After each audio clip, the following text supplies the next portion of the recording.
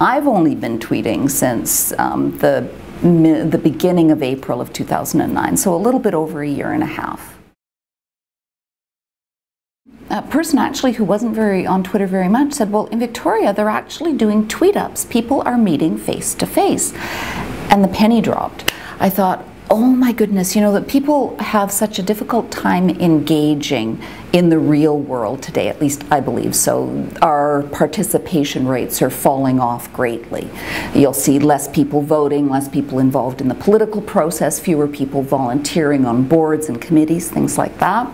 And I thought, wow, here's this community that is just in its nascent stages. It's pretty new in Victoria, and I know about community building. I do that as a volunteer in the communities that I lived in and live in now. I thought, wow, let's see what this looks like. If people are actually going to take the time to get together face to face, but there aren't very many of them yet, what can that look like? I think that one of the most common misconceptions is, who is going to care what I had for breakfast? Or that it's sunny out in Victoria, right? And we'd love to think that people who ridicule social media will use that as a fine example. Who the heck wants to know what you're doing about that? And I think about a fun little thing that I did. I was going to have Chinese food for dinner, and I sent this funny little thing out that said, chopsticks or a fork? And the feedback, like, you know, there were 20 people that wanted to weigh in on whether they used chopsticks or a fork. Now, in the global scheme of things, this really doesn't have, it's not important, right? But it helps you to connect with people in a way that's real, if that makes any sense at all. It's cutting beneath the facade that we sometimes use as professionals or business people, or just even in our own interactions. So that would be a common misconception, is that nobody does care about what you ate for breakfast. And some people do.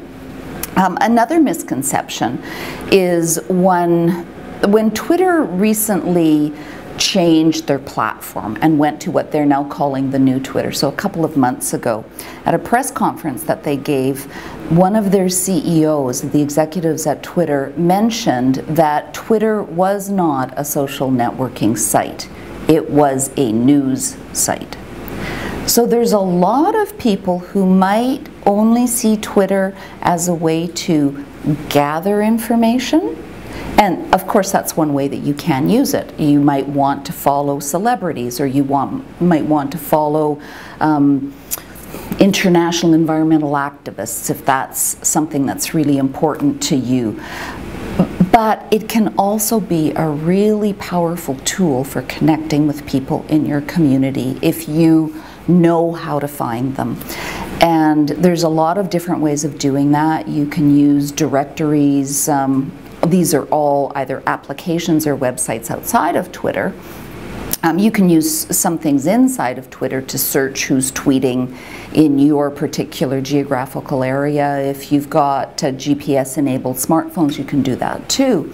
And what we've done locally in Victoria actually is create a community of people who most of us will say we would never have met otherwise. And for me, who's on the, I would guess, older end of Twitter users in Victoria, it's important personally to be able to connect with people across all generations. So every decade, whether they're people in their late teens and early 20s all the way up to people in their 70s and 80s. And if social media was the one place that I was going to be able to do that, I wanted to be there. Right? I think that it's given us, people who use it truly to build community, we would tell you that it's given us a range of connections that we just would never have had, ever. I think that out of the people that I know personally, rather closely, that I've cooperated with on fundraising initiatives like Twestival or through Social Media Club, or some of the events that we've hosted with special speakers that have come, When I think about those close individuals, there were probably only 2 or 3 that I would ever have met, and that might have been through the Chamber of Commerce. This production brought to you by v3world.net.